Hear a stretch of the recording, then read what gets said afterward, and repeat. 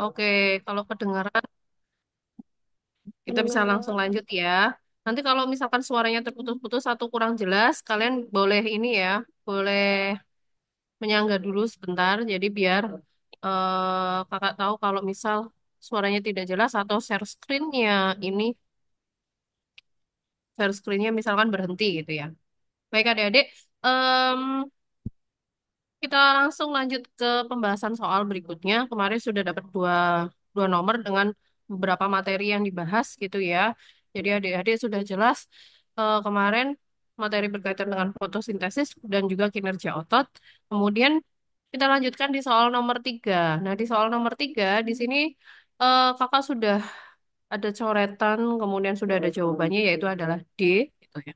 Tapi kakak kasih penjelasan. Pada soal nomor 3, kita baca bersama-sama ya masing-masing. Sekelompok peserta didik sedang belajar materi sistem pernafasan pada manusia gitu ya. Mereka melakukan percobaan tentang pernafasan dengan merangkai beberapa alat menjadi model paru-paru yang ditunjukkan pada gambar berikut. Jadi melakukan percobaan, kemudian menggunakan alat dirangkai gitu jadi model paru-paru gitu ya. Pada gambar ini adalah mengilustrasikan kinerja dari paru-paru ketika melakukan pernafasan gitu ya. Jadi dari gambar ini dia mengilustrasikan kinerja dari si paru-paru melakukan pernafasan gitu ya, sistem pernafasan. Nah, di soal jika balon ditarik ke bawah di sini ya, Anda katakan jika balon itu ditarik ke bawah, balonnya itu ini ya adik-adik, ditarik ke bawah gitu. Manakah pernyataan yang benar berkaitan dengan mekanisme pernafasan yang terjadi gitu. Jadi kita milih mekanisme pernafasan yang terjadi itu akan bagaimana jika balon ini nanti ditarik ke bawah. Jadi apa yang akan terjadi? Nah, untuk soal ini berarti berkaitan dengan materi sistem pernafasan nah, gitu ya adik-adik ya. Ini berkaitan dengan sistem pernafasan. Tuh. Nah, kita bisa lihat sistem pernafasan. Kita bahas dulu secara singkat gitu ya. Tapi insya Allah bisa membantu memahami adik-adik gitu. Nah, pernafasan pada manusia atau respirasi pada manusia itu merupakan proses pengambilan oksigen gitu ya adik-adik ya. Dia merupakan proses pengambilan oksigen gitu. Jadi kita bernafas itu tujuannya adalah mengambil oksigen gitu. Nah, kemudian dan juga melakukan pelepasan karbon dioksida. Itu ya adik-adik ya. Jadi mengambil oksigen dan melepaskan karbon dioksida. Nah, pengambilan oksigen dan pelepasan karbon dioksida ini disertai adanya penggunaan energi di dalam tubuh gitu. Jadi bernafas itu ternyata ada kaitannya dengan energi yang dimanfaatkan di dalam tubuh kita gitu ya. Jadi singkatnya, kenapa kok manusia kita kalau mau hidup itu harus bernafas gitu ya. Makanya ciri-ciri makhluk yang hidup itu adalah bernafas. Kenapa kita harus bernafas, terutama manusia gitu ya. Kalau mau hidup harus bernafas. Nah, ketika bernafas, oksigen di sini dihirup gitu ya adik-adik. Dihirup. Nah, ternyata oksigen ini dia sangat penting untuk tubuh kita gitu ya, manusia. Itu sangat penting, dia bergantung pada oksigen. Gitu. Nah, oksigennya itu nanti dia akan masuk di metabolisme tubuh gitu. Nah, di metabolisme tubuh inilah dengan adanya oksigen, metabolisme tubuh kita itu mampu menghasilkan energi gini ya, adik-adik. Jadi tubuh kita dengan bantuan oksigen itu bisa menghasilkan energi yang maksimal gitu. Energi maksimalnya itu adalah dalam bentuk ATP gitu. Mungkin adik-adik pernah dijelaskan gitu ya, energi yang dimanfaatkan oleh tubuh kita, yang dilakukan oleh sel-sel tubuh kita, itu energinya yaitu dalam bentuk energi kimiawi namanya ATP gitu. Nah, dengan bantuan oksigen ini yang masuk melalui sistem pernafasan dan oksigennya itu nanti masuk ke metabolisme sel tubuh itu menghasilkan energi yang bisa dimanfaatkan oleh tubuh gitu.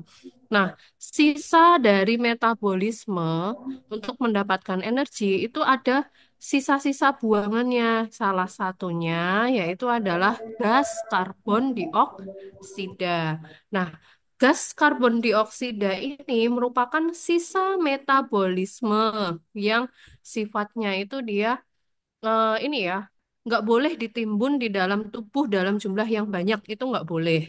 Nah, kalau ditimbun dalam tubuh dalam jumlah yang banyak, dia akan bersifat racun bagi tubuh kita. Maka sisa metabolisme dalam bentuk gas CO2 ini harus dikeluarkan dari tubuh kita melalui sistem pernafasan. Jadi tujuan kita bernafas itu adalah mengambil oksigen, oksigennya nanti membantu metabolisme tubuh mendapatkan energi yang maksimal, kemudian sisa metabolismenya CO2 yang bersifat toksik itu harus dikeluarkan melalui pernafasan. Jadi tujuan kita melakukan pernafasan itu seperti itu adik-adik.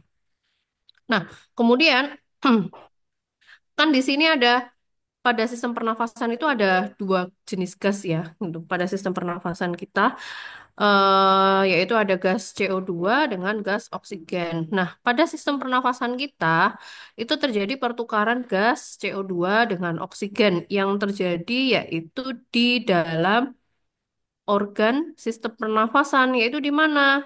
Yaitu ada di pembuluh kapiler alveolus. Mungkin adik-adik ini kan materi kelas 8 ya kalau nggak salah pasti udah dapet gitu ya.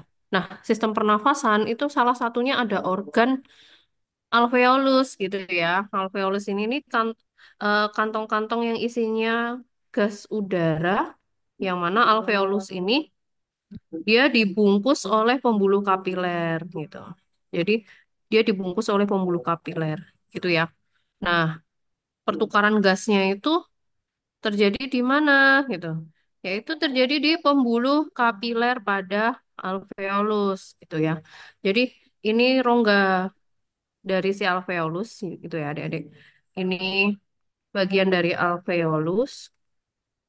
Nah, di dalam alveolus kita bisa lihat alveolus ini kan dibungkus oleh kapiler darah ini ya. Ini adalah kapiler darah gitu. Nah, pertukarannya itu adalah misal di kapiler darah ini dia bawa CO2. Terus mau ditukarkan dengan oksigen. Nah, CO2-nya pada kapiler itu dilepaskan masuk ke dalam ruang alveolus. Kemudian oksigen pada ruang alveolus masuk ke dalam kapiler darah sehingga darah itu nanti akan banyak membawa oksigen untuk kebutuhan sel-sel tubuh. Nah, kalau jumlah karbon dioksidanya banyak sebagai sisa metabolisme tadi, kalau mau dilepaskan, dia harus dibawa dulu oleh kapiler darah gitu ya. Kemudian sampai di kapiler darah alveolus, dia akan dilepaskan ke alveolus. Nah, nanti CO2 ini masuk ke alveolus, dia akan dikeluarkan melalui proses pernafasan gitu ya, yaitu ekspirasi gitu ya adik-adik. Nah, ini tadi tujuan utama dari makhluk hidup melakukan pernafasan itu adalah untuk memperoleh energi nih adik-adik. Jadi tujuannya itu ternyata adalah kenapa kita butuh oksigen melalui proses pernafasan. Ternyata oksigen itu nanti dimanfaatkan untuk metabolisme dalam memperoleh energi yang banyak gitu. Yaitu energinya berupa ATP gitu. Nah, ATP ini energi yang bisa dimanfaatkan oleh sel-sel tubuh gitu ya. Hmm. Jadi kalau misalkan seseorang itu kekurangan oksigen gitu ya, kekurangan oksigen, maka sel-sel tubuhnya itu dia kekurangan oksigen juga. Kalau sel-sel tubuhnya kekurangan oksigen, maka metabolisme pembentukan energi itu juga berkurang. Akhirnya apa? Tubuh menjadi lemas juga gitu ya. Dia nggak punya energi kayak gitu. Nah, kemudian di sini ada informasi penting, semakin berat aktivitas seseorang gitu ya. Semakin berat aktivitas seseorang, maka semakin tinggi oksigen yang dibutuhkan. Contohnya ketika adik-adik sedang melakukan olahraga misalkan ya. Ketika adik-adik melakukan olahraga misalkan lari cepat gitu ya. Ketika melakukan olahraga lari cepat, di situ kan aktivitasnya semakin meningkat gitu ya. Aktivitas tubuh adik-adik itu semakin meningkat.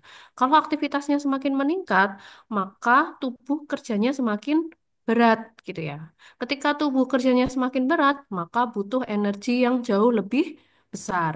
Kalau mau butuh energi yang lebih besar, maka butuh pasokan oksigen yang juga besar. Nah, ketika butuh pasokan oksigen yang besar pada saat beraktivitas berat, frekuensi bernafas kita itu menjadi jauh lebih cepat gitu. Biar apa? Biar oksigen yang masuk itu makin banyak. Nah, ketika adik-adik sedang melakukan olahraga, contohnya lari tadi, adik-adik pasti mengamati frekuensi bernafas, inspirasi dengan ekspirasi itu semakin cepat gitu. Inspirasinya makin cepat. Dia butuh tandanya ini oksigen pada tubuh harus meningkat gitu. Karena nanti energinya itu butuh banyak gitu ya untuk melakukan aktivitas yang berat gitu. Itu ya adik-adik. Nah, kemudian kita bahas sedikit tentang organ pernafasan pada manusia. Mungkin adik-adik juga udah pernah dipelajari organ pernafasan manusia. Di gambar soal ini juga mengilustrasikan tentang organ pernafasan manusia ya pada model model paru-paru ini. Nah, organ pernafasan manusia yang pertama yaitu berupa saluran pernafasan ya. Yang pertama ada rongga, kok rongga mulut, mohon maaf di sini salah menulis, bukan rongga mulut ya, harusnya rongga hidung gitu ya. Yaitu ada rongga hidung gitu. Nah, kita perhatikan adik-adik pada rongga hidung, kalian mungkin bisa lihat ya, lihat di kaca bahwa hidung kalian di dalamnya itu kan berongga gitu ya. Ada dua rongga yang dipisahkan oleh sekat gitu ya. Nah, di dalam rongga hidung itu terdapat rambut-rambut hidung gitu ya adik-adik. Rambut-rambut tipis, kecil, halus gitu di dalam rongga hidung. Nah, rambut hidung pada rongga hidung ini, dia fungsinya adalah sebagai penyaring udara gitu. Jadi harapannya ketika melakukan inspirasi pernafasan, udara yang masuk ke dalam saluran pernafasan kita itu adalah udara yang steril, yang bersih gitu ya. Jadi biar apa? Untuk mengurangi infeksi pada saluran pernafasan gitu ya. Nah, ketika udara pertama kali masuk ke dalam saluran pernafasan, yaitu rongga hidung, itu harus dibersihkan dulu. Nah, pembersihnya itu adalah rambut hidung. Jadi dia akan memerangkap kotoran dari udara itu, gitu ya, di rambut-rambut hidung, gitu ya. Nah, kemudian pada rongga hidung, kalau kita perhatikan di sini ya, Dek, di dinding rongga hidung di sini ya, di dinding rongga hidung itu dia disusun oleh jaringan, namanya jaringan epitelium. Adik-adik udah dapat ya materi tentang epitelium ya. Tuh, jaringan epitelium yang mana epiteliumnya itu dia punya silia adik-adik. Tuh. Jadi dia punya silia gitu, punya rambut-rambut kecil mikroskopik yang sangat halus gitu. Nah, silia ini dia fungsinya itu juga sama untuk membersihkan udara yang masuk di saluran pernafasan kita gitu ya. Membersihkan udara yang masuk di saluran pernafasan kita gitu ya. Gitu. Nah, gambarnya itu yang mana? Kalau kita lihat adik-adik, silianya itu adalah di gambar ini adik-adik. Tuh, jadi di dinding dalam dari rongga hidung itu dia disusun bagian luarnya ya disusun oleh sel-sel epitelium ini. Ini adalah sel-sel epitelium gitu. Epitelium gitu ya. Jadi dia disusun oleh sel-sel epitelium. Ini epiteliumnya. Nah, kemudian silianya yang mana? Silianya yang ini adik-adik. Tuh. Nah, ini. Ini kayak rambut-rambut halus kecil-kecil sekali. Ini. Silia ini nih bisa bergerak adik-adik. Tuh. Jadi dia geraknya itu kayak menyapu gitu ya. Dia geraknya nyapu. Gini. Gitu ya. Dia nyapu kotoran gitu. Kotorannya itu disapu biar keluar gitu ya. Diperangkap, kemudian didorong keluar. Jadi silia itu dia bergerak gitu ya.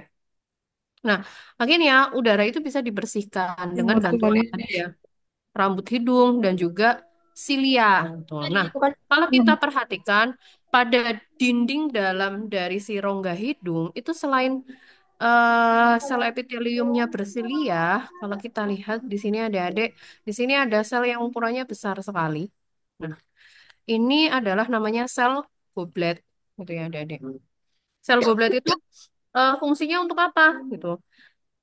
Kalau adik-adik mungkin mohon maaf ya, ketika adik-adik pernah mencoba memasukkan tangan ke hidung pasti ya gitu. Kalau kita masukkan tangan kita ke hidung, di hidung itu tuh nggak kering gitu ya adik-adik ya. Mulai dari jual. Dia basah gitu ya. Jadi dalam rongga hidung kita itu basah gitu. Ya. Apalagi kalau yang sedang pilek gitu ya. Terus udaranya lembab kayak gitu.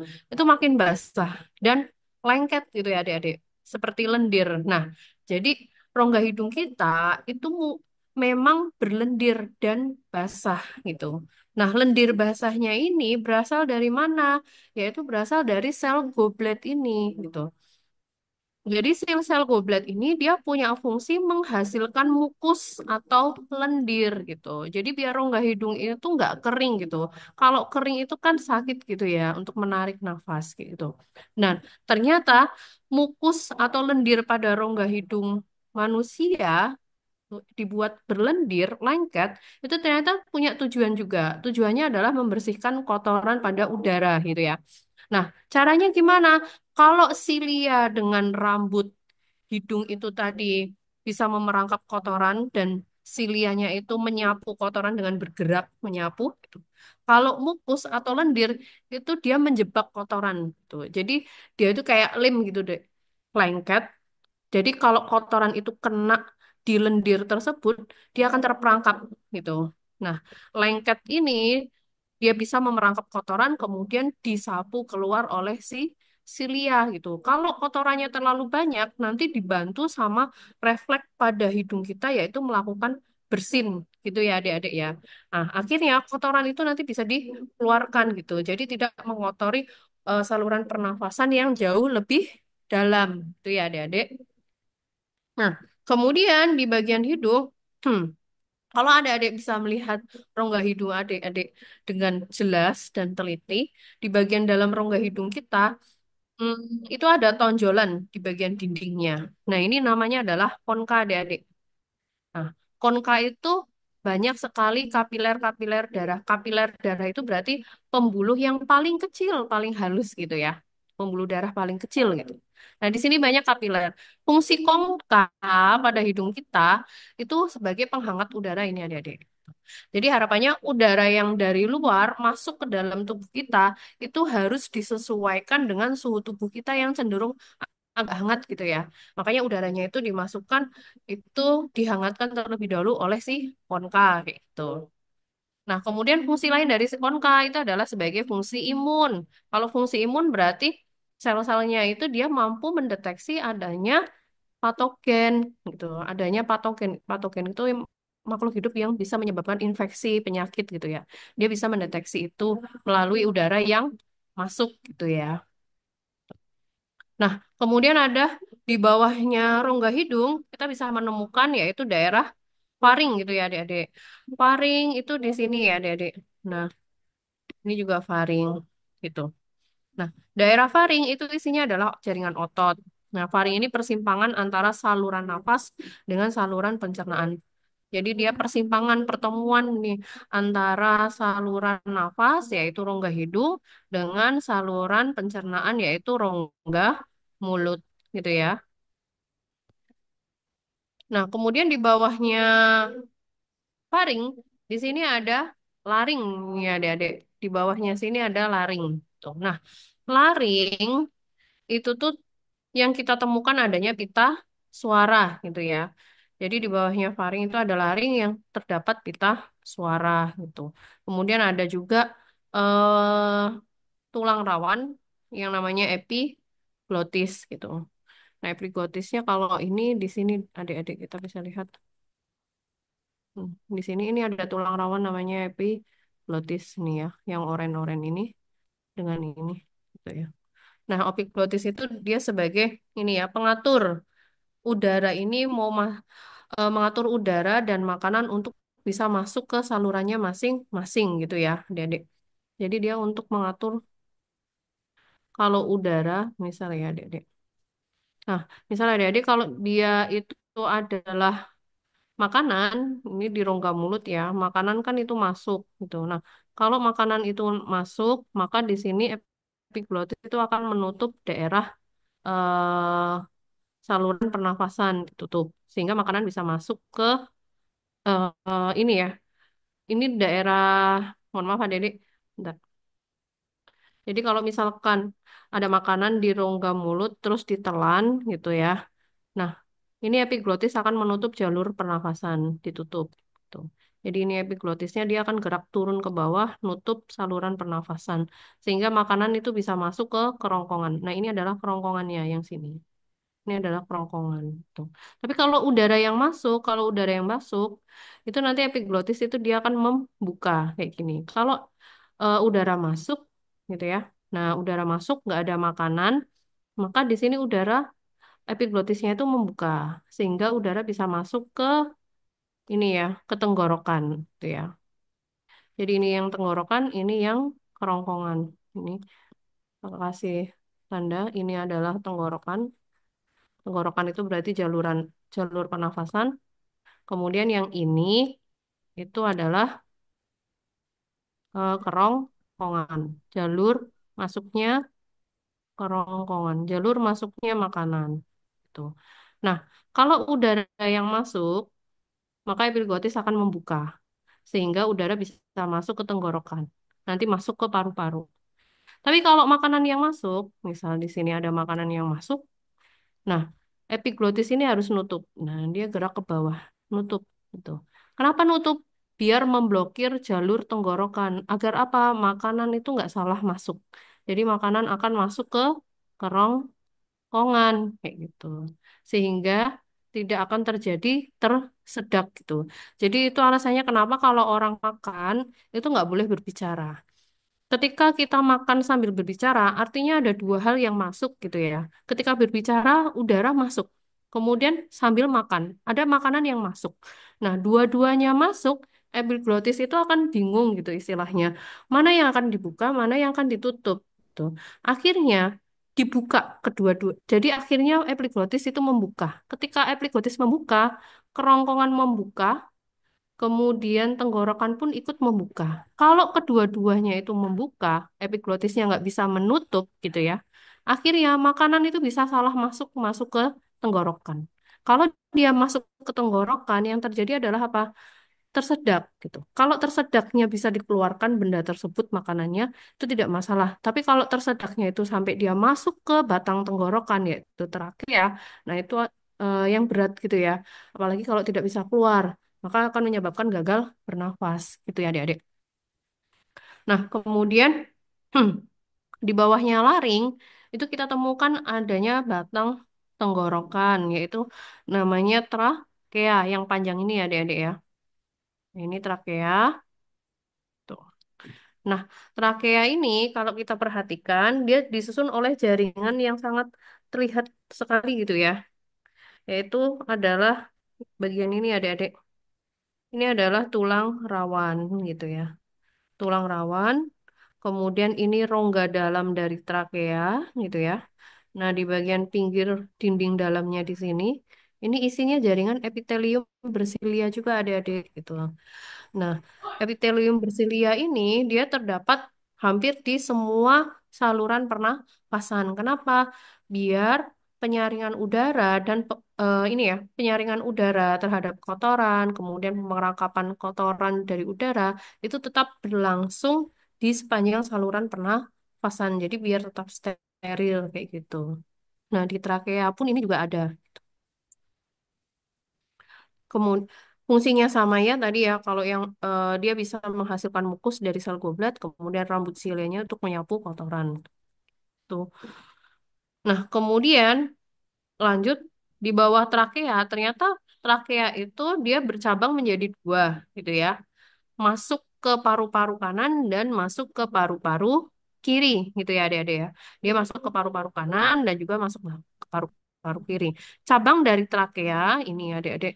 Cabang dari trakea ini kita sebut sebagai bronkus gitu ya. Jadi bronkus itu cabangnya sih trakea atau cabangnya sih tenggorokan gitu ya.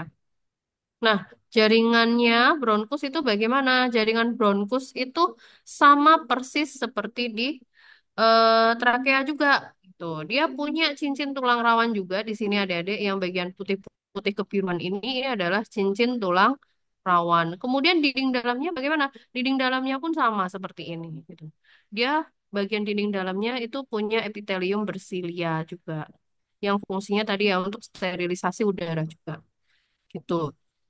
Nah, bronkus bercabang menjadi dua, masing-masing masuk ke paru-paru kanan dan juga masing-masing masuk ke paru-paru kiri, gitu ya adik-adik. Nah, kemudian bronkus ini lagi ternyata dia bercabang menjadi cabang-cabang yang jauh lebih kecil nih adik-adik ya.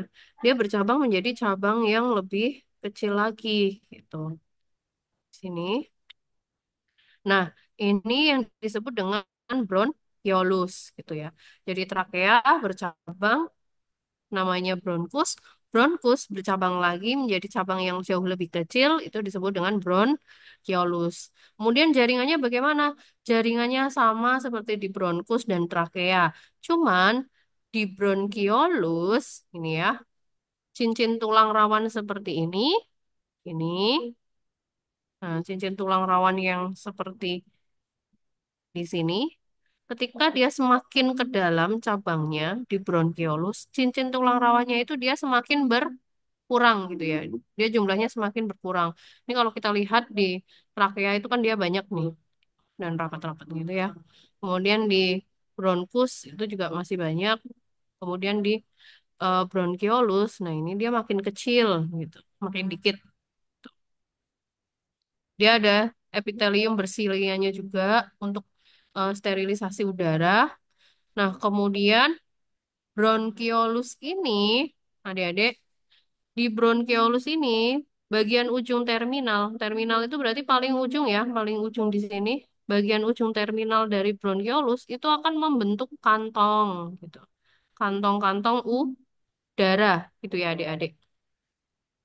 Jadi pada bagian ujung terminal dari bronkiolus itu dia akan membentuk kantong-kantong udara atau yang kita sebut sebagai alveolus, gitu. Nah, kalau kita lihat di gambar ini itu adalah bronkiolus ya, Dedek.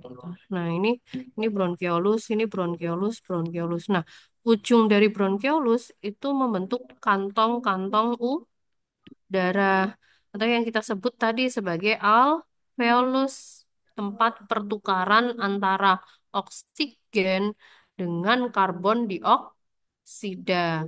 Nah, alveolus ini adik-adik kalau kita lihat di gambar ini dia itu dilingkupi ya, dibungkus oleh pembuluh darah paling kecil yaitu kapiler. Ini pembuluh darah kapiler. Itu. Jadi pertukaran gas itu terjadi antara kapiler dengan alveolus gitu ya. Nah, kemudian kita lanjutkan ada paru-paru gitu ya. Nah, paru-paru itu tadi yang dalamnya di sini kita bisa lihat ini ada bronkiolus gitu ya. Ini bronchiolusnya, kemudian ini ada alveolusnya di dalamnya gitu ya. Alveolus ini banyak sekali adik-adik gitu karena dia sebagai tempat kantong udaranya gitu nanti. Muara udara akhirnya itu dia ada di kantong udara alveolus gitu. Jadi kalau mau nyimpan udaranya banyak bisa maksimal maka alveolusnya pun juga harus banyak gitu ya. Nah, paru-paru itu kita bagi menjadi dua ya. Jadi pada manusia kita punya paru-paru itu dua, paru-paru kanan dengan paru-paru kiri ya adik-adik. Jadi ada paru-paru kanan dengan paru-paru kiri gitu.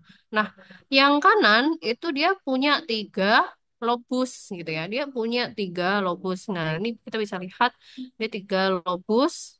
Ya, adik-adik. Satu, kemudian dua, kemudian tiga. Jadi lobusnya ada tiga, satu, dua, tiga. Itu yang kanan. Nah, kalau kiri itu dia punya dua lobus aja. Satu, kemudian dua. Nah, jumlah percabangan bronchiolusnya kalau antara kanan dengan kiri melalui gambar ini dan banyaknya lobus itu jauh lebih banyak cabang bronchiolus pada paru-paru kanan gitu ya adik-adik. Di sini kita bisa lihat jumlah percabangannya dia jauh lebih banyak gitu. Kalau di paru-paru kanan. Nah, kemudian paru-paru itu dia punya pembungkus adik-adik ya. Jadi eh, paru-paru itu dibungkus oleh lapisan pembungkus namanya adalah pleura gitu ya. Nah, pleura ini ada dua pleura luar dengan pleura dalam gitu ya. Ada luar dengan ada dalam. Kemudian antara pleura luar dengan dalam ini diisi oleh cairan pleura gitu. Jadi paru-paru itu diisi oleh cairan pleura. Fungsinya untuk apa? Jadi cairan pleura ini dia punya fungsi untuk memberikan elastisitas pada paru-paru. Jadi biar paru-parunya itu lebih mudah mengembang, kemudian mengempis, mengembang, mengempis. Itu elastisitas mengembang dan mengempisnya bisa mudah karena adanya cairan pleura gitu ya adik-adik. Nah, kemudian selain memberikan elastisitas terhadap paru-paru untuk bisa mengembang, kemudian mengempis, pleura ini dia juga berfungsi sebagai fungsi imun gitu. Jadi dia bisa ini ya mencegah infeksi yang terjadi pada paru-paru gitu. Nah, kemudian kita lanjutkan ke mekanisme bernafas. Di sini mekanisme bernafas berdasarkan tempat pertukaran gas, adik-adik kita bisa perhatikan dia ada pernafasan eksternal dengan internal gitu ya. Kalau yang eksternal itu berarti pertukaran udara antara alveolus dengan kapiler darah gitu ya. Itu yang eksternal. Jadi kalau kita lihat ini adalah alveolus, kantong alveolus, kemudian ini adalah kapiler darah. Nah, ini ditukar CO2 pada alveolus ditukar ke kapiler, masuk. Kemudian CO2 pada kapiler darah itu ditukarkan ke alveolus, masuk di alveolus, nanti CO2-nya dikeluarkan melalui ekspirasi gitu.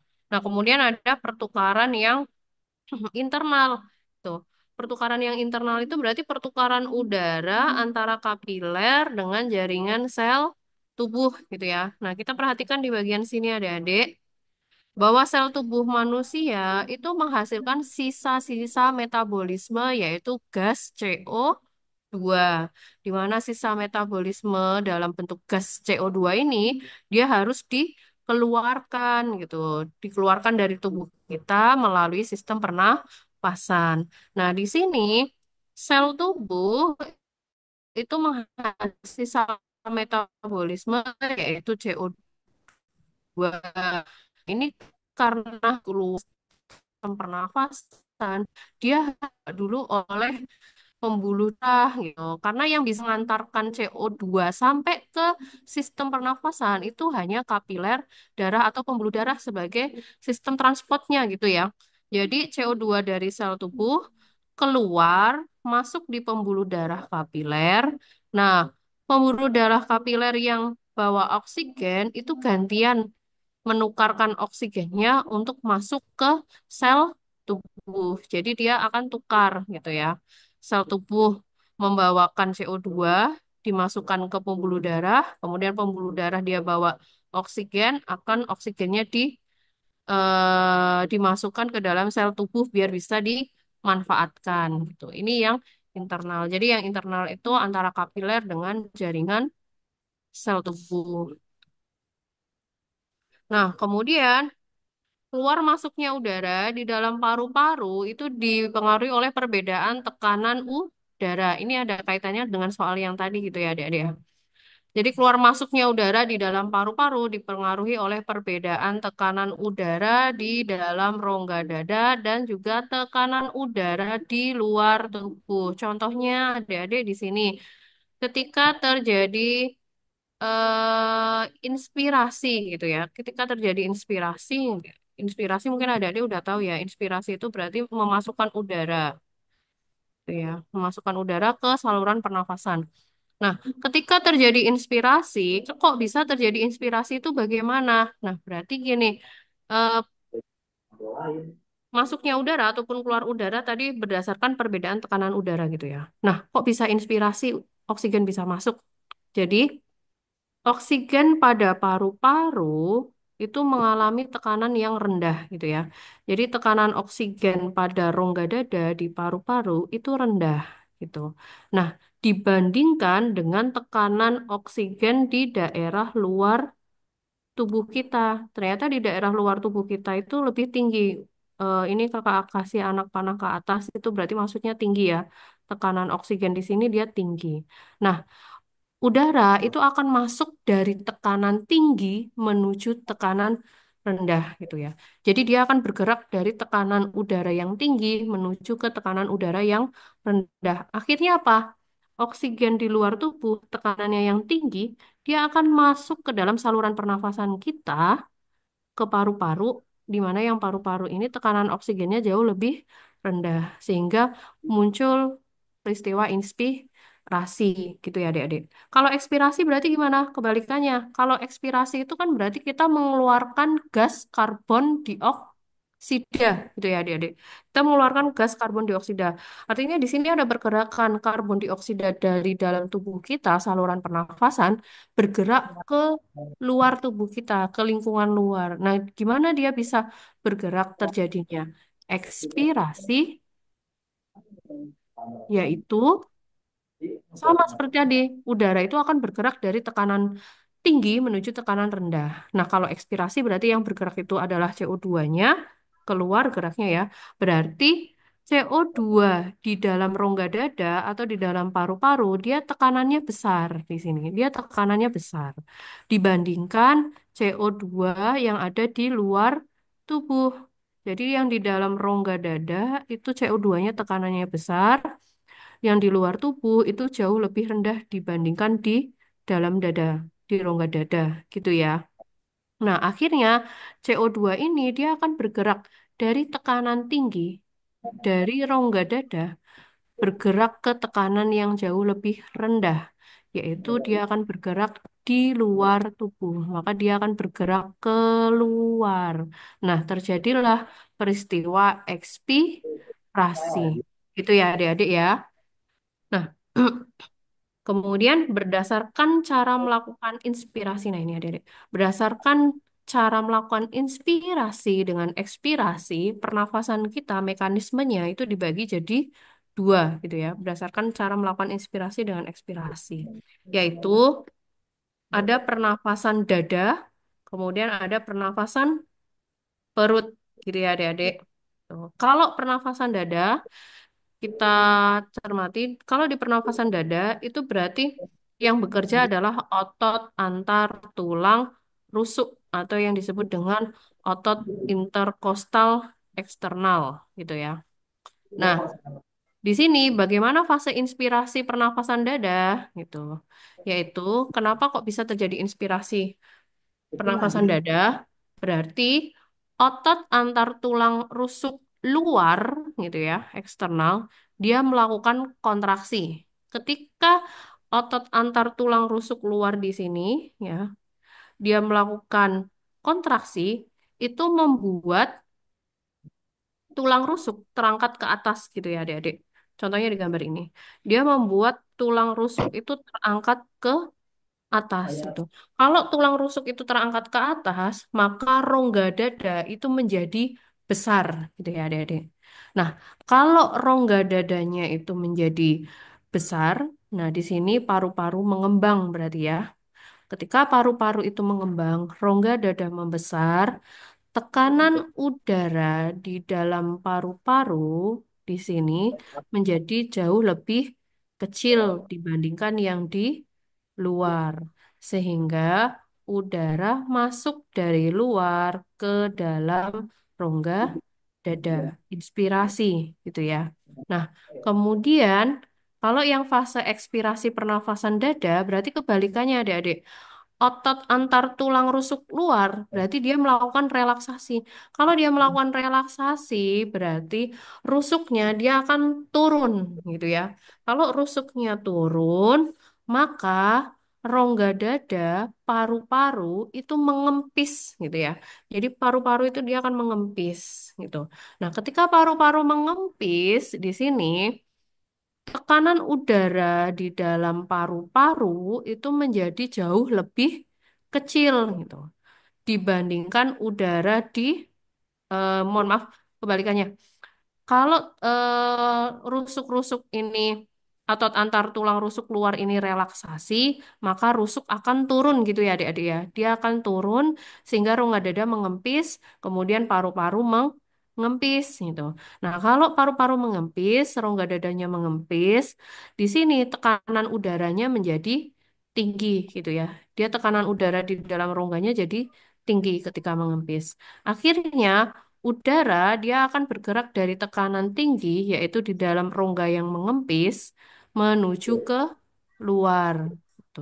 Sehingga terjadi proses ekspirasi, gitu ya adik-adik ya. Jadi itu di pernafasan dada. Dia mengandalkan kontraksi dan relaksasi dari otot antar tulang rusuk luar. Nah, kemudian ada lagi pernafasan dada, yaitu pernafasan dada mekanisme inspirasi yang dia mengandalkan otot diafragma gitu. Otot diafragma itu yang mana adik-adik? Yaitu yang sini nih. Nah, ini adalah otot diafragma gitu. Nah, kalau inspirasi itu berarti otot diafragma berkontraksi. Ketika otot diafragma berkontraksi, itu dia turun ke bawah gitu ya. Dia turun ke bawah gitu ya adik-adik ya. Nah, ketika dia otot diafragmanya itu turun ke bawah kayak ditarik turun ke bawah, ini rongga dada menjadi membesar. Tekanan udaranya jadi kecil dibandingkan yang di luar, sehingga udara dari luar masuk ke rongga dada yang tekanan udaranya kecil. Nah, kemudian kalau yang ekspirasi itu berarti kebalikannya adik-adik. Ekspirasi itu berarti diafragma itu mengalami relaksasi gitu ya. Diafragma mengalami relaksasi, dia akan mengendur kembali naik ke atas gitu ya. Ototnya itu melengkung ke atas. Ini berarti dia yang relaksasi. Kalau dia melengkung ke atas, relaksasi, ini berarti rongga dada menjadi mengecil. Tekanan udara di dalamnya itu menjadi lebih besar gitu. Nah, udara akan bergerak dari tekanan besar di dalam rongga dada keluar gitu. Terjadi ekspirasi gitu ya adik-adik ya. Jadi dari penjelasan ini, sekarang kita bisa menjawab di percobaan pada soal di sini. Jadi di percobaan soal ini mengilustrasikan adalah mekanisme pernafasan gitu ya. Nah, kita suruh menjawab mekanisme pernafasannya itu apakah dada ataukah perut. Nah, kira-kira dada atau perut adik-adik? Kita bisa lihat dari mana? Perut ya, karena di sini udah ada kunci jawabannya. Jadi kenapa perut? Kita perhatikan di sini adik-adik. Di sini ada balon gitu ya. Nah, balon ini dia ada keterangannya dia sebagai diafragma gitu ya. Kemudian balon ini sebagai diafragma itu turun mendatar ke bawah. Nah, tadi seperti di mekanisme pernafasan perut di sini ya, di mekanisme pernafasan perut kalau kita lihat, nah ini diafragma kalau turun ke bawah itu berarti inspirasi gitu ya. Maka yang terjadi pada percobaan tersebut itu pasti yang terjadi adalah proses inspirasi gitu ya. Kalau inspirasinya dia mengandalkannya, Iya sih. kalau dia inspirasinya itu mengandalkan diafragma, maka itu adalah inspirasi pernafasan perut gitu ya.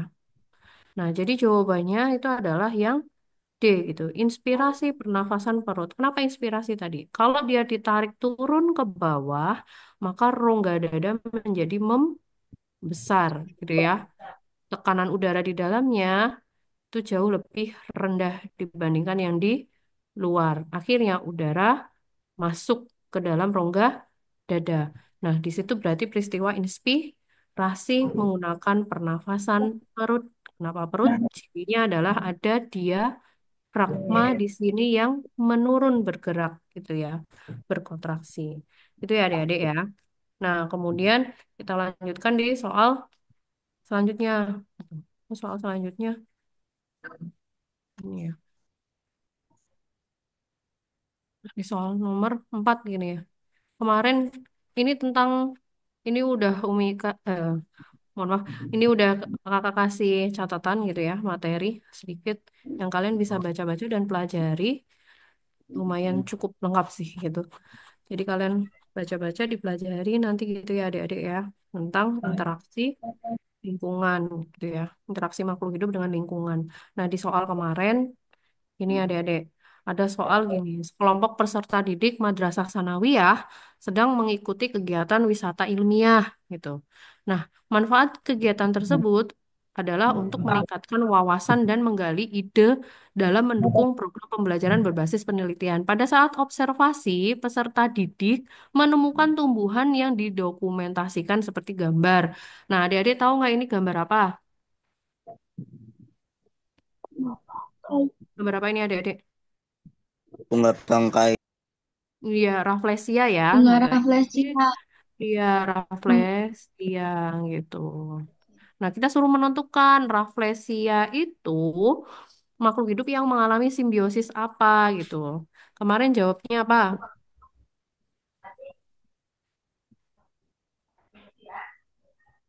Gimana jawab? Apa adik-adik? Jawabin. Tapi ditawani Jawabnya kok. apa? Kalau adik-adik komensalisme atau parasitisme? Parasitisme. Parasitisme ya. Ada yang jawab komensalisme nggak? Ada yang berpikiran kalau ini komensalisme?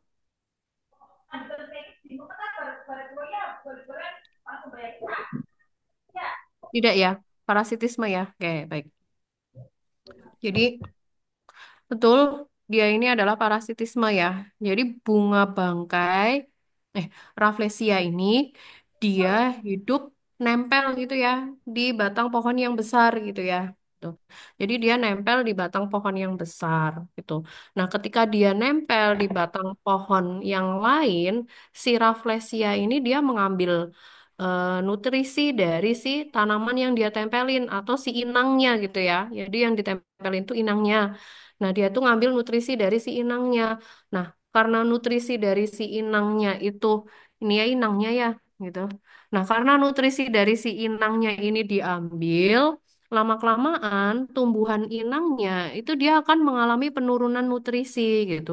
Kalau nutrisinya dia menurun, maka pertumbuhan dan perkembangan inang itu akan melambat gitu. Kalau dia melambat, dia lama-kelamaan bisa mati gitu ya. Akhirnya apa? Si inangnya ini dia dirugikan gitu. Raflesianya gimana? Dia diuntungkan gitu. Jadi dia nggak perlu capek-capek tubuhnya itu untuk membuat nutrisi sendiri dengan maksimal itu nggak perlu. Kenapa? Karena dia udah ngambil nutrisi dari si inangnya. Jadi dia diuntungkan dengan cara yang licik seperti itu gitu ya. Gitu. Jadi yang satu diuntungkan, ini diuntungkan, yang ini dirugikan gitu. Nah ini adalah simbiosis parasitisme gitu ya. Jadi maka kita pilih pernyataannya yang mana yang sesuai, yaitu nomor 2. Simbiosis di atas merupakan simbiosis parasitisme karena bunga mengambil zat makanan atau nutrisi inangnya sehingga inangnya dirugikan. Lama-kelamaan dia bisa kekurangan nutrisi terus mati gitu ya. Nah, kemudian ada pernyataan keempat gini adik-adik. Berarti kan kita bisa pilih dua ya. Kalau nomor satu, dua, tiga itu tidak ini ya, tidak tidak sesuai, kurang tepat. Kenapa? Karena nomor satu itu kan salisme gitu ya. Kalau komensalisme itu berarti yang gimana adik-adik? Yang satu diuntungkan, dia merasa diuntungkan. Yang satunya tidak diuntungkan dan juga tidak dirugikan gitu. Jadi yang satunya diuntungkan, yang satunya tidak merasa diuntungkan dan juga tidak merasa dirugikan gitu ya. Nah, itu yang komensalisme. Tapi di sini di Rafflesia itu bukan komensalisme. Inangnya itu dirugikan gitu karena diambil nutrisinya. Jadi jelas parasitisme gitu ya.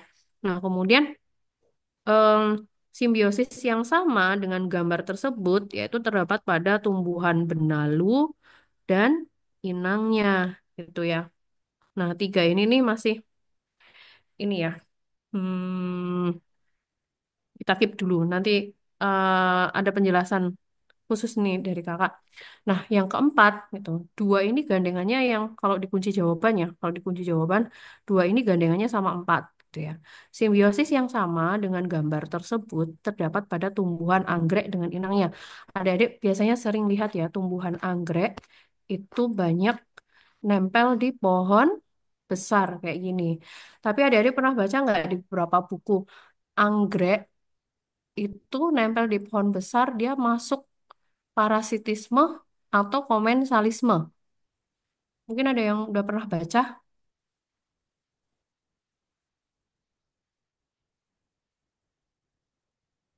Gimana adik-adik? Kok Kira-kira anggrek ini dia masuk di komensalisme atau di parasitisme adik-adik? Komensalisme, betul. Jadi ada yang menjawab komensalisme gitu ya. Jadi sebenarnya memang betul ya, eh, dari beberapa sumber, kemudian literatur, ternyata anggrek ini dia masuk dalam simbiosis komensalisme gitu. Kalau masuk dalam simbiosis komensalisme, artinya, ini kecoret ya. Berarti interaksinya yang satu diuntungkan, yang lainnya itu dia tidak terpengaruhi apa-apa gitu. Jadi si anggrek ini numpang hidup di batang pohon besar, dia nggak mengambil nutrisi utuh dari si batang pohon besarnya ini. Jadi batang pohon besarnya ini dia tidak dirugikan gitu ya, karena nggak diambil nutrisinya secara penuh oleh si anggrek gitu. Dan juga dia tidak diuntungkan karena anggrek nggak memberikan apa-apa yang menguntungkan bagi si pohon besar ini gitu. Tapi anggreknya sendiri itu yang dia diuntungkan. Diuntungnya kenapa? Kok dia diuntungkan? Ketika anggrek ini dia tumbuh menempel pada pohon yang besar, maka memberikan kesempatan pada tumbuhan anggrek untuk terkena cahaya sinar matahari itu jauh lebih besar, lebih baik gitu. Nah, ketika dia terkena sinar mataharinya jauh lebih bagus dengan cara menempel pada pohon yang tinggi, itu memaksimalkan dia untuk melakukan fotosintesis gitu, sehingga dia mampu menghasilkan nutrisi sendiri gitu ya. Beda dengan si Rafflesia tadi. Kalau si Rafflesia tadi dia sepenuhnya mengambil nutrisi dari batang pohon besar yang dia tempelin inangnya gitu ya. Kalau anggrek ini sebetulnya dia tidak ngambil secara penuh nutrisi dari si batang pohon besar ini. Makanya anggreknya itu diuntungkan, dapat tempat untuk bisa dapat cahaya dengan maksimal. Nah, batang pohon besarnya itu tidak dirugikan juga karena nggak diambil nutrisinya sama si anggrek. Tuh. Jadi dia masuk dalam komen salisme. Cuman di soal ini, kalau kita mau jawab, harusnya berarti dua pasangannya sama siapa? Kalau parasitisme adik-adik. Harusnya pernyataan dua ini pasangannya jadi satu empat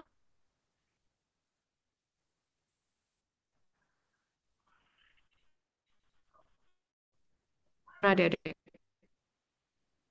kira. Kita cari yang sama-sama parasitisme ya, parasitisme, raflesia. Kemudian kita cari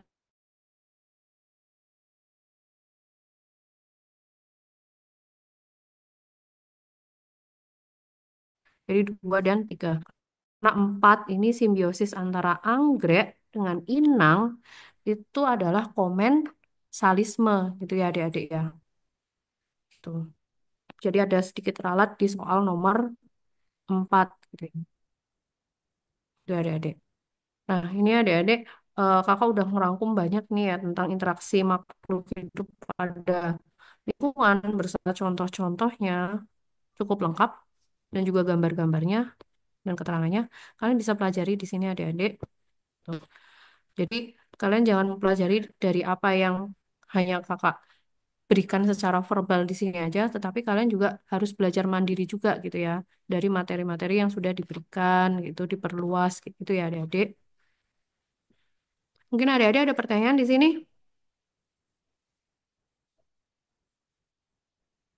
Apakah ada pertanyaan adik-adik? Oh, ini ada chat. Mungkin kalau ada yang ingin tidak ada, bertanya, Bu.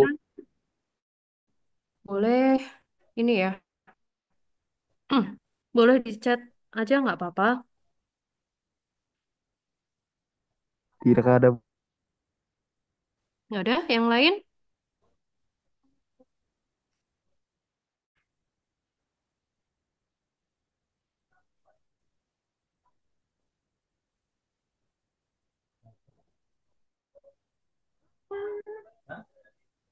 Nah, ini contoh yang parasitisme ya. Parasitisme pada hewan ini paling muncul sering, enggak paling muncul sih.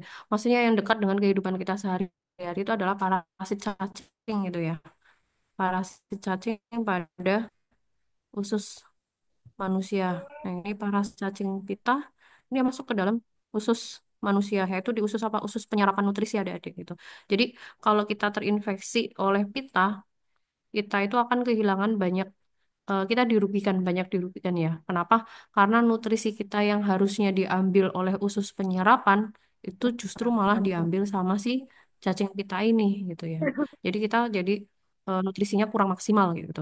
Nah, kalau di anak-anak imbasnya ke apa? Pertumbuhan dan perkembangannya itu menjadi terhambat gitu ya. Makanya anak kecil itu wajib dia minum obat cacing gitu untuk membunuh cacing-cacing parasit kayak gini. Jadi biar nutrisinya itu nggak banyak diambil gitu ya. Nah, ini ada cat